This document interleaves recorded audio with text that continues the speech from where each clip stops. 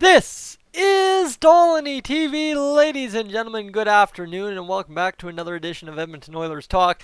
And you'd think there's a whole bunch to talk about coming out of Game 1, but I think we've mopped it up in the stream, the game review, and of course the Dave Tippett post-conference news stuff yesterday afternoon that we did today.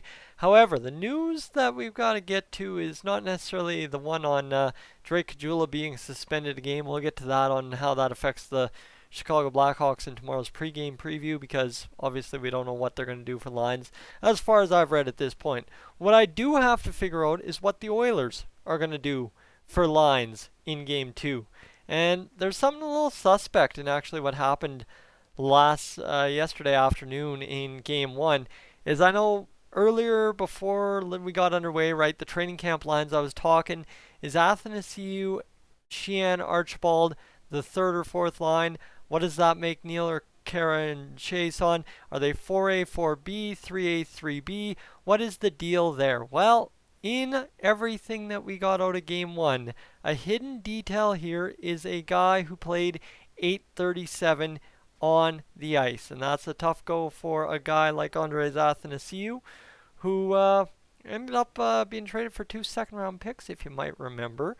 From the Oilers. And just quickly, I need to get to sportsnet.ca because I know they've got a stat that Hockey Reference doesn't have in what I'm looking for. But it was a weird game all around, and then all of a sudden you make yourself blink and go, wait, Athanasiou played a total of 837? That doesn't seem quite right, but my friends, it is. And that may be due to a tripping minor. Of course, you guys have seen that one. Make of it what you will. But he hauls down a guy. I believe it was it Doc? It might have been Doc, but I think they still got a pretty good chance on that one. But nonetheless, Andreas Athanasiou in the box for 2 minutes, 8:37 ice time. And that kind of leaves the question, yes, the Hawks are going to have to make a move in their lineup due to Caggiula being suspended for hitting Ennis in the head one game. Well, now, do the Oilers make a move here and take a guy who came in on a big trade out of the lineup after only playing 837 in Game 1 and throw a guy like Joakim Nygard in there? I don't know.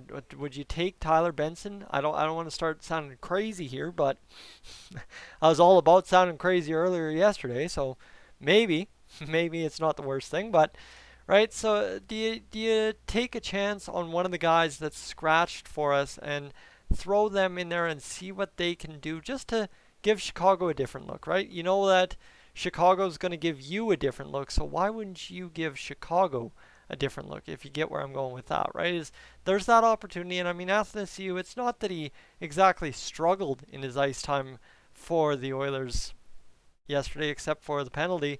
He had a shot on goal. His line looked to have a couple good chances in the offensive zone in terms of doing something 5-on-5, which looked to be tough at times for the Oilers last game. So, right, do you take a chance on Joakim Nygard, Cooper Marody, Patrick Russell, who had 2 points in 33 seconds in the exhibition game, Tyler Benson? Do you bring in Gaetan Oss, Ryan McLeod?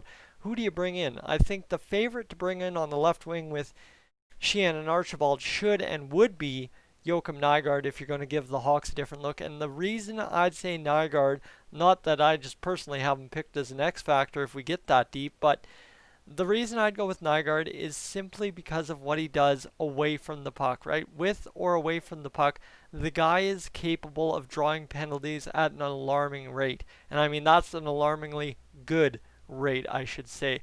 And then same with Gaetan Oss. Both of them play that style where they make it hard on the opposition not to hold them up or tie them up a little bit. And I mean, in the playoffs, how effective will that be? I don't know. But if they're effective in the regular season at doing it, I imagine you'd adjust to the playoff game just like every other player in the NHL typically does come playoff time and become good at what they do in the regular season in a playoff style.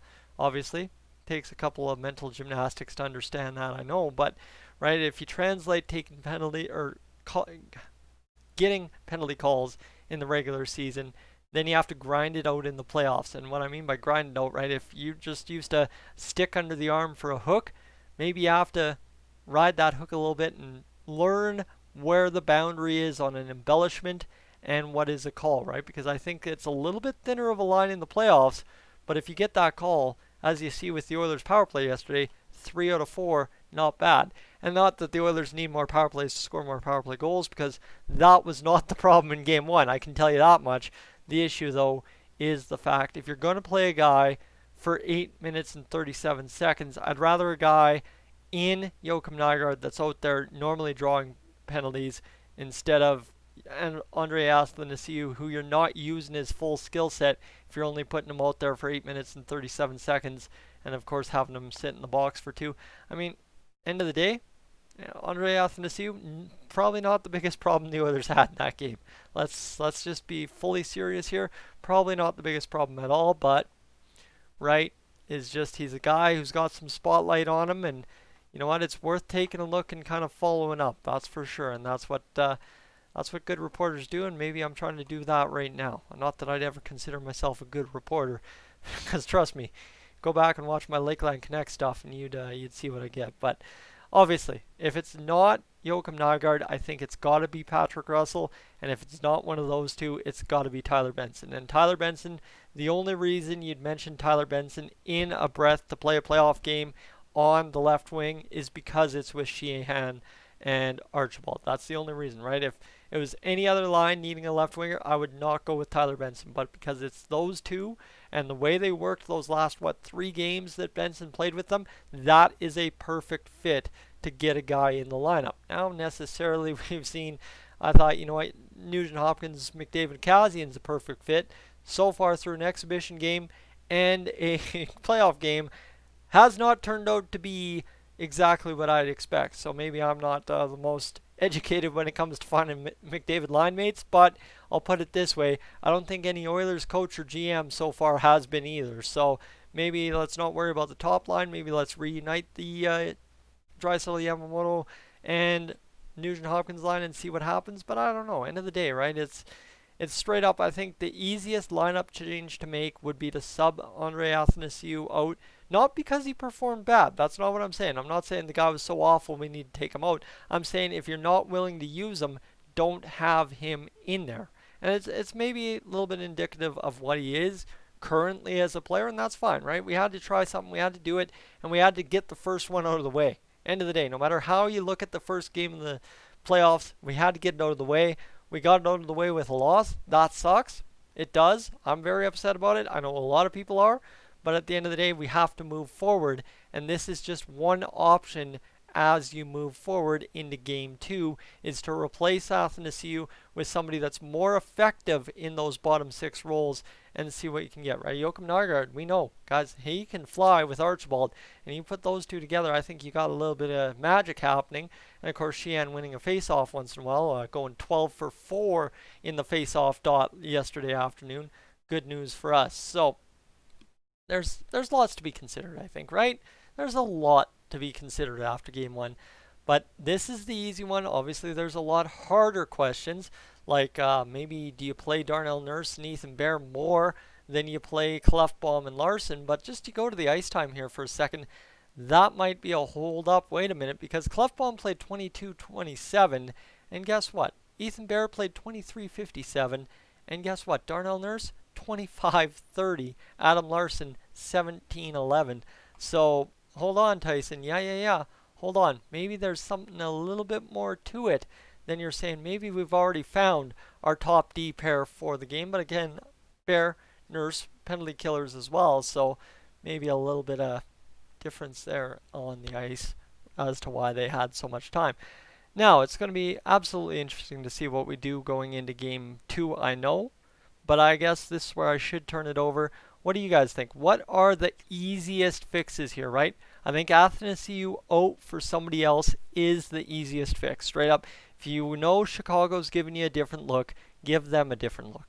Don't roll the same lineup out there and expect different results. Whether it be Draisaitl Hopkins, whether it be switching Ennis up to the top line, whatever it may be, just don't roll out the same lineup. That seems pretty commonplace in the NHL playoffs. That seems pretty solid.